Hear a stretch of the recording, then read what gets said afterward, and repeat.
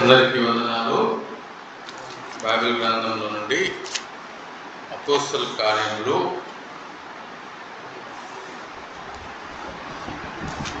3వ అధ్యాయం 6వ వచనం చదువుకుందాం. అపోస్తల కార్యములు 3వ అధ్యాయం 6వ వచనం.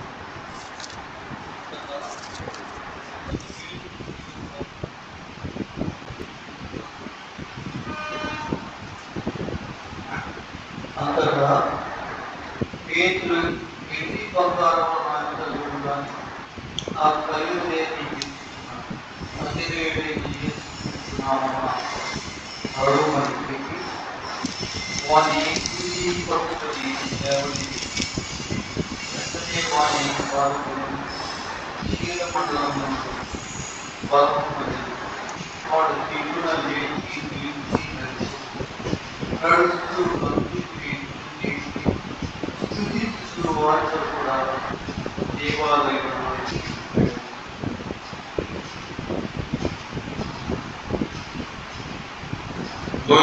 మనం మొదటి 10 వచనాల్లో నుంచి 4 పాయింట్స్ చూసాము. ఈరోజు మిగిలిన పాయింట్స్ కూడా ధ్యానం చేద్దాం.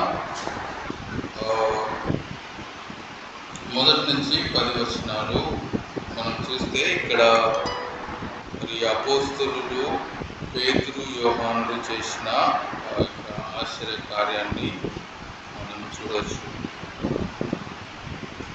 అంతేకాకుండా 6వ వచనంలో మనం చదువుకున్నట్లయితే వెండి బంగారములు నా యొద్ద లేవు కానీ నాకు కలిగినదే నీకు ఇచ్చుచున్నాను, నజరేయుడైన యేసు నామములో లేచి నడువుము అని మరి పేతురు యోహానులు ఆ యొక్క కుంటివానికి భిక్షమెత్తుకొనుచున్న కుంటివాడైన వాడికి చెప్పిన మాటలు మనం చూసాం. సో లాస్ట్ వీక్లో మనం 4 పాయింట్స్ చూసాం. మొదటిది ప్రార్థన. ఫస్ట్ పాయింట్ మనం చూసుకున్నది ఏంటంటే ప్రేయర్. మరి అపోస్తలులు ప్రార్థించే అలవాటు కలిగి ఉన్నారు కాబట్టి గొప్ప శక్తిని, దేవుని శక్తి చూడగలిగారు. మరి యేసుక్రీస్తు యొక్క శక్తి ఈ యొక్క వచనాల్లో ద పవర్ ఆఫ్ జీసస్ అని మనం చూస్తాం. మొదటిది దేవుని శక్తి, దేవుని ఆత్మకార్యాలు మన జీవితాల్లో, మన కుటుంబాల్లో కూడా మనం చూడాలంటే మనం ప్రార్థించే వారంగా ఉండాలి. దావీదు 3 సార్లు ప్రార్థించేవాడుగా ఉన్నాడు. అలాగే దానియేలు సింహపు బోనులో వేసినప్పుడు ప్రార్థించాడు. అలాగే యేసుక్రీస్తు ప్రభు ఈ లోకంలో ఉన్నప్పుడు కూడా మరి రాత్రంతా ప్రార్థించేవాడుగా ఉన్నట్టుగా ఉన్నాడు. దేవుని పరిశుద్ధాత్మ శక్తి మనం పొందుకోవాలంటే ప్రార్థన చేయాలి. రెండవది మనం చూస్తే కుంటివాడు తనకు పుట్టుకతో కలిగిన ఆ యొక్క కుంటితనాన్ని మనం ఆలోచన చేస్తే మనం అందరం కూడా పుట్టుకతోనే పాపులమని మనం జ్ఞాపకం చేయబడ్డాం. మన పాపానికి విమోచన కావాలంటే యేసుక్రీస్తుని మనం ఆశ్రయించాలి. యేసుక్రీస్తు ప్రభు మన పాపం నుండి మనల్ని విమోచిస్తాడు అని మనం చూసుకున్నాం. యెషయా 35:6లో అలాగే రోమా 5:6 వచనాల్లో మనం చూస్తే యెషయా 35:6లో మనం ఏం చూస్తామంటే కుంటివాడు దుప్పివలే గంతులు వేయును, మూగవాని నాలుక పాడును, అరణ్యంలో నీళ్లు ఉప్పును అని యెషయా ప్రవచించిన విధంగా మరి దేవుని ఆత్మ ఈ లోకానికి దిగి వచ్చినప్పుడు కుంటివారు లేచి నడిచారు, గుడ్డివారు చూశారు, మరి చెవిటివారు విన్నారు. మరి దేవుడు చేసిన గొప్ప కార్యాలు మనం అపోస్తల కార్యంలో గ్రంథంలో మనం చూడవచ్చు. అంతేకాకుండా రోమా 5:6 మనం చూసుకుంటే రోమిలకు రాసిన పత్రిక 5వ అధ్యాయం 6వ వచనం. రోమిలకు రాసిన పత్రిక 5వ అధ్యాయం 6వ వచనంలో మనం చూస్తే ఏలైనగా మనం ఇంకను బలహీనులమై ఉండగా క్రీస్తు యుక్త కాలమున భక్తిహీనుల కొరకు చనిపోయాడని మనం చూస్తున్నాం. బలహీనులమైన మన కొరకు యేసుక్రీస్తు చనిపోయాడు. ఆ కుంటివాడి యొక్క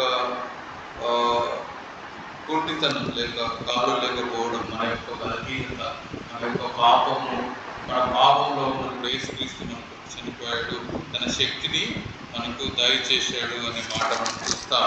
ఎఫ్ఎస్సి 2:1 కూడా మనం లాస్ట్ టైం చూసుకున్నాం. ఎఫ్ఎస్సి 2:1 మనం చూస్తే, మీ అపరాధముల చేతను పాపముల చేతను మీరు చచ్చిన వారి ఉండగా ఆయన మిమ్మల్ని క్రీస్తుతో కూడా బ్రతికించెను అనే మాట మనం చూస్తాం. ఏ విధంగా కుంటివాడి జీవితంలో దేవుడు అద్భుత కార్యం చేశాడో, అదే విధంగా పాపులమైన మన జీవితంలో మన పాపముల నుండి విడిపించబడడం, ఎలాగైతే కుంటివాడు భిక్షమెత్తుతూ తన జీవితం బతికాడో, అటువంటి జీవితమే మనము దౌర్భాగ్యమైన జీవితం జీవిస్తున్నప్పుడు దేవుడు మనల్ని కనికరించి యేసుక్రీస్తుతో లేపాడు అనే మాట మనం 2వ పాయింట్గా చూసాం. 3వ పాయింట్ మనం అపోస్తలుల కార్యములు 3-5 మనం చూస్తే, అక్కడ పేతురును యోహాను దేవాలయంలోనికి ప్రవేశింపబోనప్పుడు వాడు చూసి భిక్షమడుగగా, పేతురును యోహాను వాని తేరు చూసి మా తట్టు చూడమని అనే మాట మనం చూస్తాం. 5వ వచనం చూస్తే, వాడు వారి వద్ద ఏమైనా దొరుకునని కనిపెట్టుచు వారి అందు లక్ష్యం ఉంచెను అనే మాట మనం చూస్తాం. అయితే మరి వాడి లక్ష్యము, వాడికి ఏం కావాలో లక్ష్యం గురించి మనకు ఆల్రెడీ ఒకసారి రగన్న మాట్లాడాడు. వాడికి లక్ష్యం ఏంటంటే, నాకు భిక్షం ఇస్తే చాలు అనుకొని వారి వైపు చూశాడు. కానీ వాని యొక్క వాని యొక్క కుంటివాని యొక్క వేదన లేక మొర్ర ఏంటంటే, నాకు డబ్బులు ఇవ్వండి, డబ్బుల కోసం అడిగాడు. కానీ గాడ్ ప్లాన్ సంథింగ్ గ్రేటర్, దేవుని ఉద్దేశంలో గొప్పవైనవి ఇవ్వడానికి ఇష్టపడుతున్నాడు. మనం కూడా అనేక సార్లు తాత్కాలికమైన పరిష్కారం కోసం వెతుకుతాం, కానీ దేవుడు మనకు నిత్యమైన జవాబు ఇవ్వడానికి సిద్ధంగా ఉన్నాడు అనే మాట మనం చూస్తాం. అదే చూసుకున్నాం మత్తయి 6:33లో, seek ye first the kingdom of God, మొదట దేవుని రాజ్యమును ఆయన నీతిని వెతుకుడి, అప్పుడు ఇవన్నీ మీకు దయచేయబడుతుందని మనం చూస్తాం. మరి మనకైతే దేవుడు చెప్పిన మాట ఏంటంటే, మనము చిన్న టెంపరీ సొల్యూషన్స్ లేక మనకు కావాల్సినవి మనం అడగడం కంటే దేవుడు మహిమార్థమే మనం ఏదైనా అడిగితే అవి పొందుకుంటామనే మాట మనం చూస్తాం. దేవుని మహిమార్థమని మనం ఏది చేసినా, ఎఫ్ఎస్సి 3:20లో మనం చూస్తే, ఎఫ్ఎస్సి 3:20 వచనంలో మనం చదువుకుంటే, మనలో కార్యసాధకమైన తన శక్తి చొప్పున మనము అడుగు వాటన్నిటికంటేను ఊహించు వాటన్నిటికంటేను అత్యధికంగా చేయగల శక్తి గల దేవునికి అనే మాట మనం చూస్తాం. మనం కొన్నిసార్లు చిన్న చిన్నవి అడుగుతాం, కానీ మనం అడుగు వాటికంటే ఊహించు వాటికంటే అత్యధికమైన కార్యములు చేయగలిగిన శక్తి మన దేవునికి ఉంది అని ఎఫ్ఎస్సి 3:20లో మనం చూసుకున్నాం. 4వది మరి అపోస్తలుల కార్యములు 6-7 వచనాల్లో మనం చూసుకున్న పాయింట్. ఫస్ట్ పాయింట్ ఏంటంటే ప్రార్థన. 2వ పాయింట్ మన పాపాన్ని బట్టి దేవుడిని ఆశ్రయించినప్పుడు దేవుడు మనకు ఆ కుంటివానికి ఎలాగైతే దేవుడు మరి ఆశ్చర్య కార్యంగా కుంటివాని జీవితంలో చేశాడో, మన జీవితంలో కూడా మన రక్షణ పొందడం కూడా ఒక ఆశ్చర్య కార్యమే, ఒక అద్భుతమే. పాపము నుండి విడిపింపబడిన మనం. 3వది కుంటివాడు అడిగిన వేదన లేక అతని యొక్క అతని మొర ఏంటంటే, భిక్షం ఎదుర్కొన్నాడు. కానీ దేవుడు అడుగు వాటికంటే ఊహించు వాటికంటే అత్యధికముగా దయచేసే దేవుడిని దేవుని వాక్యంలో మనం చూస్తాం. అంతేకాకుండా మరి మొదట ఆయన రాజ్యంలో ఆయన నీతిని ఎతకాలి. 4వ విషయం 6-7 వచనాల్లో మనం చూస్తున్నాం. అంతటా పేతురు, వెండి బంగారములు నా యొద్ద లేవు, కానీ నాకు కలిగినదే నీకు ఇచ్చుచున్నాను, నజరేయుడైన యేసుక్రీస్తు నామమున నడువమని చెప్పినట్లుగా మనం చూస్తాం. యేసుక్రీస్తు నామం ఎంత గొప్పదో మనం చూస్తున్నాం. The power of the name of Jesus. In His name there is power. There is power in the name of Jesus. అని ఒక పాట ఉంది ఇంగ్లీష్లో. దేవుని యొక్క నామములో శక్తి ఉన్నది అనే మాట మనం చూస్తాం. ఫిలిప్పీయులకు రాసిన పత్రిక 2:9-11 వచనాలు మనం చూసుకున్నట్లయితే, ఫిలిప్పీయులకు రాసిన పత్రిక 2:9-11 వచనాలు, అందుచేతను పరలోకమందున్న వారి మీదలో కానీ, భూమి మీద ఉన్న వారిలో కానీ, భూమి కింద ఉన్న వారిలో కానీ ప్రతి వాని మోకాలును యేసుక్రీస్తు నామమున వంగునట్లు, ప్రతి వాని నాలుకయు తండ్రి అయిన దేవుని మహిమార్థమై యేసుక్రీస్తు ప్రభు అని ఒప్పుకొనున్నట్లును దేవుడు ఆయనను అధికముగా హెచ్చించి ప్రతి నామమునకు పై నామమును ఆయనకు అనుగ్రహించిన మాట మనం చూస్తాం. మరి దేవుడు నామం ఎంత గొప్పదో ఈ వచనాల్లో మనం చూస్తాం. ప్రతి నామమునకు పై నామమని, ప్రతి వాని నాలుకయు తండ్రి అయిన దేవుని ఒప్పుకోవాలని, ప్రతి వాని మోకాలు ఆయన సన్నిధిలో యేసు నామము, ప్రతి వాని మోకాలను యేసు నామమున వంగాలి. ప్రతి మోకాలు యేసు నామమున వంగాలి. ప్రతి నాలుక ఆయనను ఒప్పుకోవాలి. ఒకరోజు రాబోతుంది, ఆయన వచ్చినప్పుడు మరి ప్రతి ఒక్కరు యేసు క్రీస్తు ప్రభు అని ఒప్పుకుంటారు. వారి మోకాలు ఆయన కాళ్ళ మీద ఆయన సన్నిధిలో వేస్తారు. అటువంటి గొప్ప నామం యేసుక్రీస్తు నామం అని మనం చూస్తాం. అపోస్తల కార్యములు 4:12 కూడా మనం చూస్తే, మీరు ఎవని ఫలమున రక్షణ కలగదు, మరి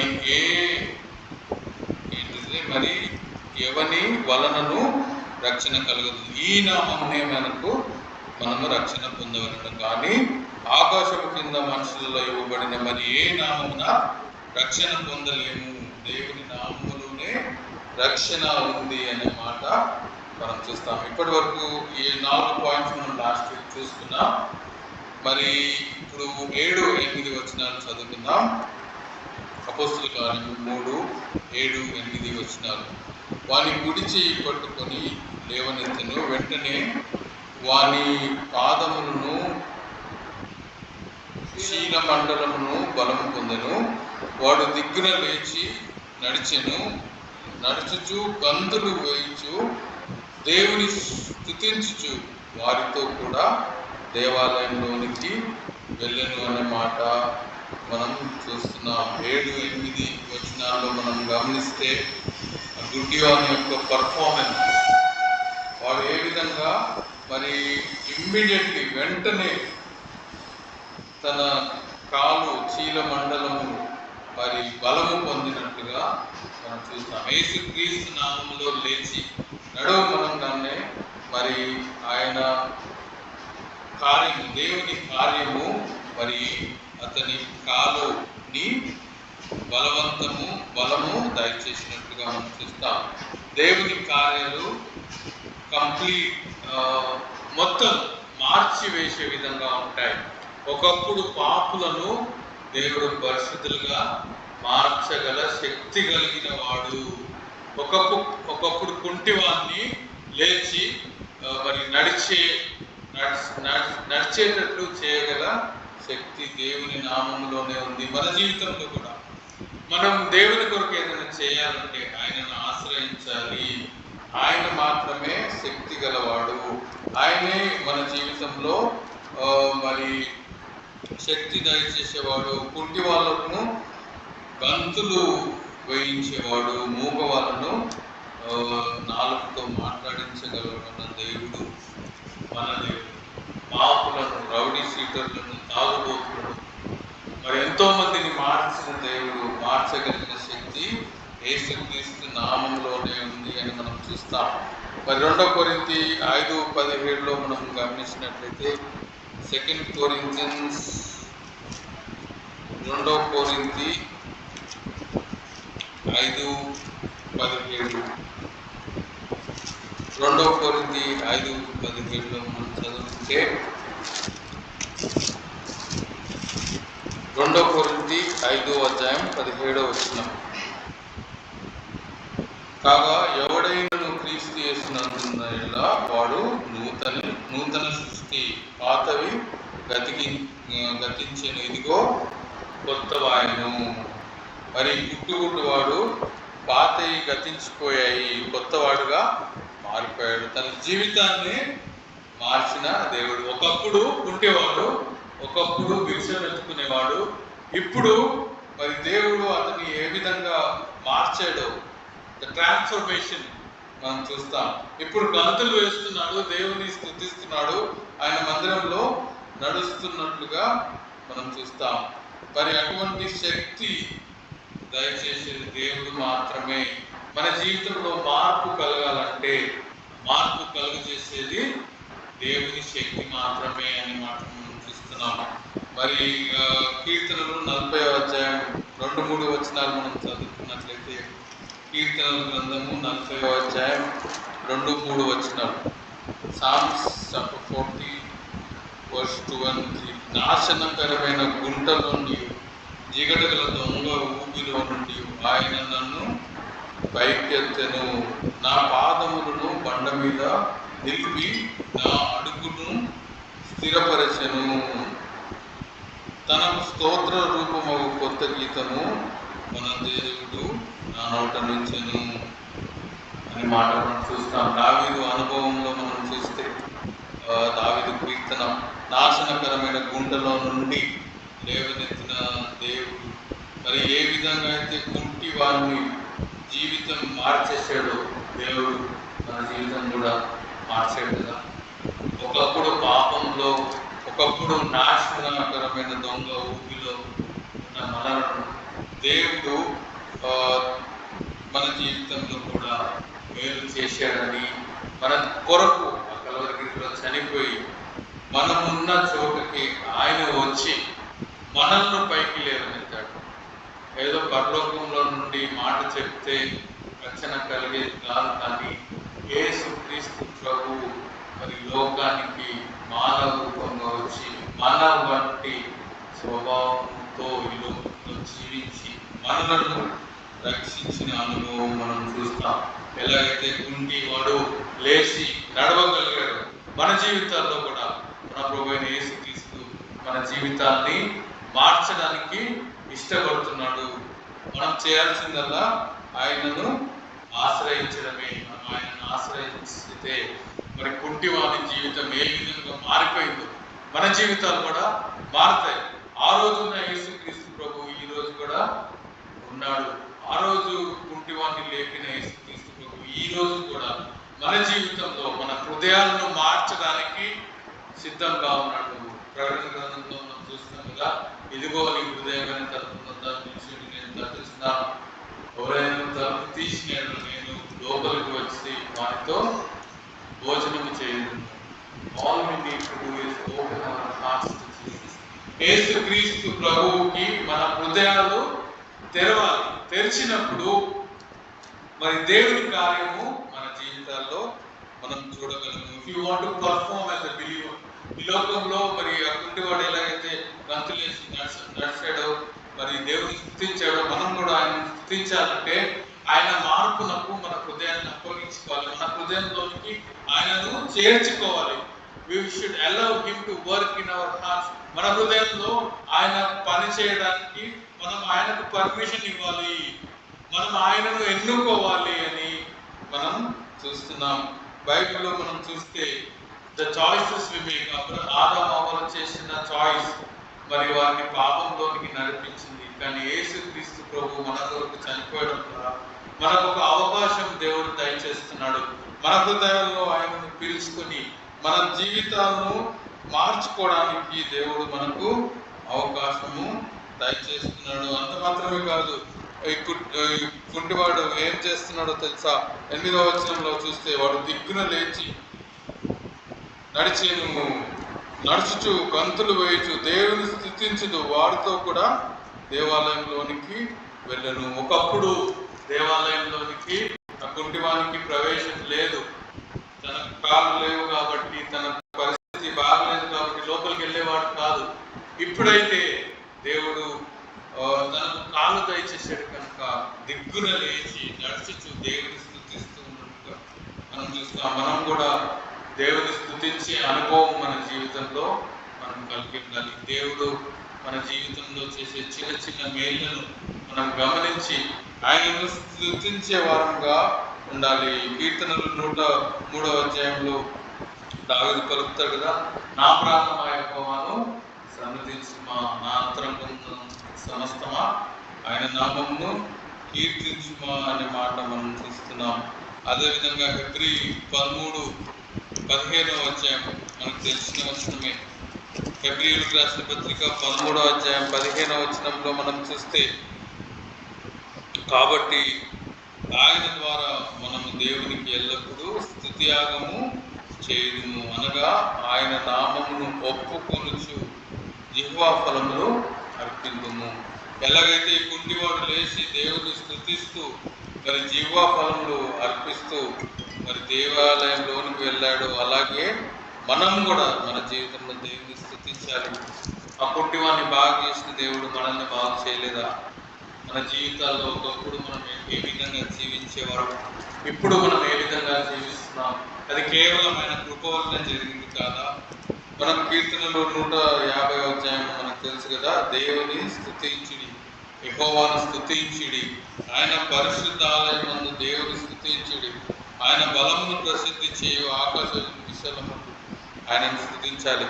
ఆయన పరాక్రమ కార్యములను బట్టి, ఆయన మహాప్రభావం బట్టి బూరధ్వనితో, స్వరమండలంతో, తంబురతో, తంతి వాద్యంతో, మోగు తాళములతో, గంభీర దానంతో మరి సకల ప్రాణులు యెహోవాను స్తుతించాలి అనే మాట మనం చూస్తాం. మన జీవితంలో కూడా మనం దేవుని స్తుతించే వారంగా ఉండాలి.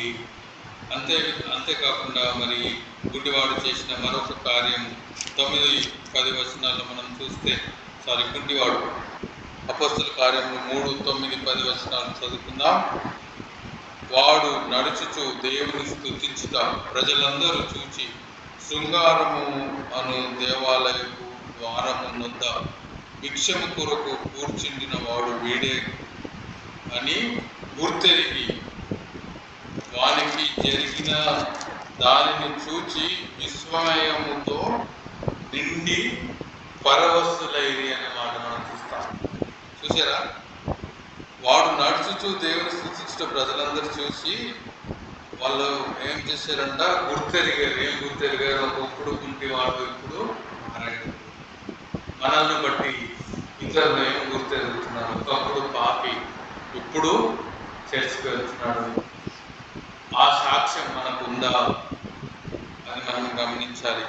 వెన్ యు ప్రొక్లైమ్, మరి యేసుక్రీస్తు నామమును మనం ప్రకటించినప్పుడు మరి మన చుట్టూ ప్రక్కన ఉన్న వాళ్ళకి, అయ్యా యేసయ్యను నమ్ముకో, యేసయ్య నా జీవితాన్ని మార్చాడు, నీ జీవితాన్ని కూడా మారుస్తాడు అని మనం చెప్పినప్పుడు మనము దేవుని మహిమపరిచిన వారంగా ఉంటాం. All the people saw him, అందరూ చూశారు ఆయన.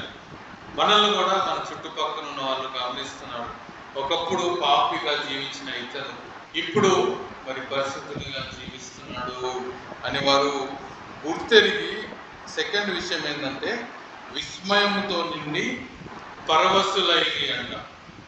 పరవశులైరి అంటే మరి వాళ్ళకి అర్థం కాలేదు ఎలా మారిపోయాడు. ఒకప్పుడు తాగుబోతూ, ఒకప్పుడు సిగరెట్ తాగేవాడు, ఒకప్పుడు మందు తాగేవాడు, ఇప్పుడు అన్ని మానేశాడు. ఎలా సాధ్యం? ఒకప్పుడు పాపిగా జీవించిన అతడు, ఒకప్పుడు వ్యభిచారి జూదగాడు, ఇప్పుడు మారిపోయాడు. ఎలా సాధ్యమైందని మరి మనల్ని చూసి ఇతరులు విస్మయం ఉండాలి. మన జీవితం ఆ విధంగా మారిపోవాలంటే అది దేవునితోనే సాధ్యం అని చూస్తున్నాం. మత్తయి సువార్త 5:16లో మనం చూస్తే, మత్తయి సువార్త 5వ అధ్యాయం 16వ వచనంలో, మత్తయి సువార్త 5:16 చదువుతున్నాం. 2-3 వచనాలు చూపించి మనం ముగించుకుందాం. 5:16లో మనం చూస్తే, మనుషులు మీ సత్క్రియలను చూచి పరలోకముందున మీ తండ్రిని మహిమపరిచినట్లు వారి ఎదుట మీ వెలుగు ప్రకాశింపనీయుడి. యేసుక్రీస్తు పలుకుతున్న మాటలు ఏంటంటే, మనుషులు మీ సత్క్రియలను చూచి పరలోకమున్న మీ తండ్రిని మహిమపరుచున్నట్లు వారి ఎడల మీ వెలుగు ప్రకాశింప నీయుడి అనే మాటలను చూస్తాం. మనం క్రైస్తవులుగా మారినప్పుడు మనం దాచుకొని బైబిల్ చదవడం, మన వెలుగు ఇతరులకు చూపించకుండా దాపెట్టుకోకూడదు. కానీ proclaim the name of Jesus Christ, యేసుక్రీస్తు నిజమైన దేవుడు అని చెప్పడానికి మనం సిగ్గుపడకూడదు. యేసుక్రీస్తు నన్ను రక్షించాడని లోకంలో మనం చెప్పడానికి సిగ్గుపడకుండా, మరి దేవుని సన్నిధిలో మనము ఆయనను మహిమపరచడానికి, మన జీవితంలో మార్పు కలిగినప్పుడు మనం ఏం చేయాలంట? మన వెలుగును ప్రకాశింపనివ్వాలి. We should let మన జీవితమే ఒక సువార్తగా మరి నిలిచిపోవాలి. 1 పేతురు 2:12 మనం చూసినట్లయితే, 1 Peter chapter 2 verse 12, 1 పేతురు 2:12 మనం చూస్తే అక్కడ మనం ఏం చూస్తామంటే, వారైతే పట్టబడి చంపబడుటకే స్వభావ సిద్ధముగా పుట్టిన వివేక శూన్యంలో మృగము వలె ఉండి తమకు తెలియని విషయంలోను, నేను 2 పేతురు చదువుతున్నాను. 1 పేతురు 2:12, 1 పేతురు 2:12.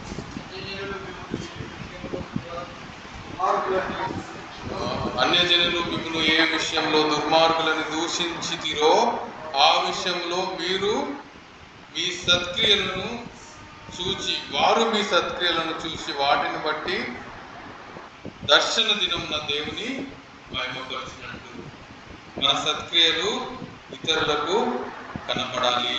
మన జీవితంలో మన సత్క్రియలు కనపడాలని 2 వాక్యాలు మనం చూసుకున్నాం.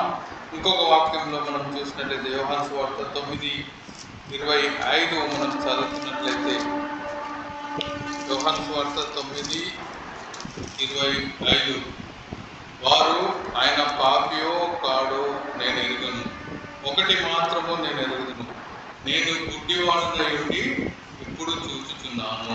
గుడ్డివాడు పలికిన మాట. యేసుక్రీస్తు గురించి అడిగినప్పుడు ఆయన పాపియో కాదో నాకు తెలియదు, కానీ ఒక్కటి మాత్రము నేను ఎరుగుదును, ఇంతకుముందు ఒకప్పుడు నేను గుడ్డివాడునప్పుడు చూస్తున్నాను. మన జీవితంలో కూడా మన సత్క్రియలు ఇతరులకు కనపడాలి అనే మాటను మనం చూసాం. మరి ఈ 3వ అధ్యాయంలో 1 నుంచి 10 వచనాల్లో 7 విషయాలు మనం చూసాం. ప్రార్థన జీవితం మనం కలిగి ఉండాలి. మన పాప జీవితాన్ని బట్టి దేవుని ఆశ్రయించాలి.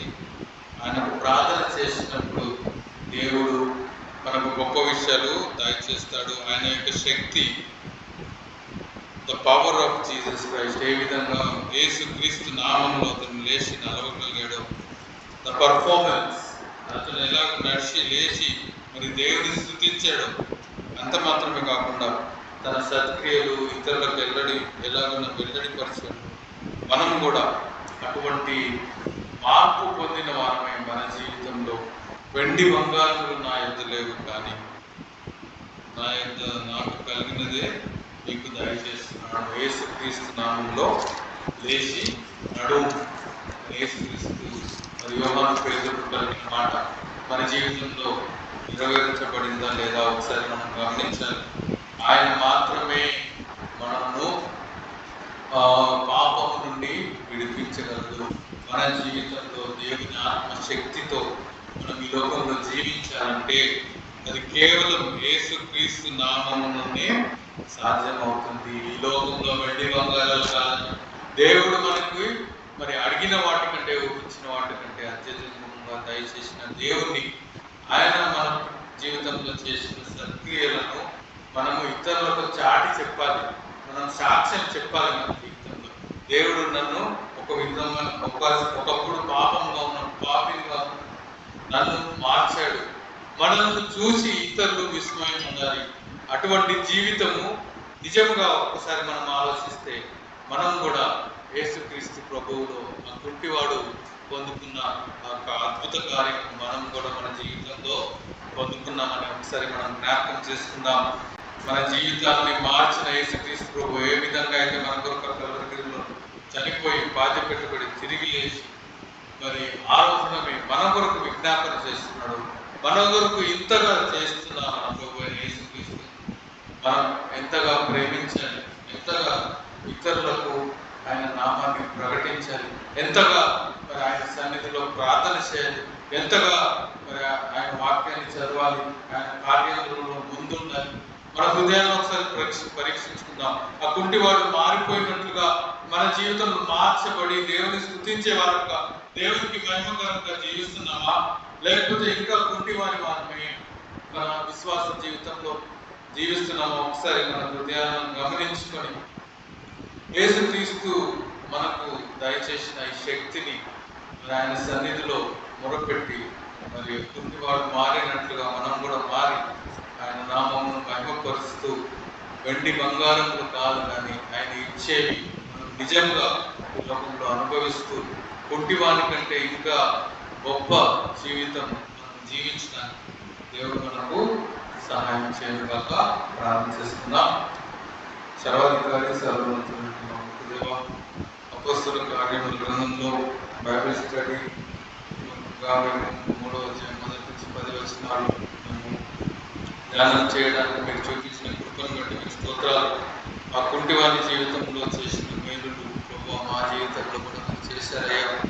ఒకసారి ఒకప్పుడు నాశన మార్గంలో ఉన్న మమ్మల్ని మీ యొక్క మార్గం తట్టు మరలించుకున్నారు. దాన్ని బట్టి ప్రభు మేము కూడా ఎల్లప్పుడూ నిన్ను స్తుతించేవారు, నీ నామమును ప్రకటించేవారు. మరి నువ్వు మరి మా జీవితాల్లో వెండి బంగారములు కాదు కానీ అంతకంటే గొప్పమైన విషయాలు మా జీవితంలో మీరు మాకు దయచేస్తుండగా వాటన్నింటినీ మేము అనుభవిస్తూ ఆత్మీయంగా మేము ఎదగడానికి, మా జీవితాన్ని మార్చుకోవడానికి వారికి సహాయం చేసి అన్ని విధాలుగా మీ నామానికి మహిమకరంగా పొందుకోమని చేరవలసిన ప్రతి ఒక్కరిని బట్టి మరి సంఘంలో ఉన్న అన్నింటినీ సన్నిధిలో ప్రార్థన చేస్తున్నాం. మీరే అన్ని విధాలా మాకు తోడైండి నడిపించి మహిమ ఘనత ప్రభావం పొందమని మా రక్షకుడి విమోచకుడు నేను యేసుక్రీస్తు నామములో ప్రార్థించి వేడుకుంటున్నాం తండ్రి. ఆమేన్. అందరికీ వందనాలు. కుడిక ముగిసింది. సెలవు.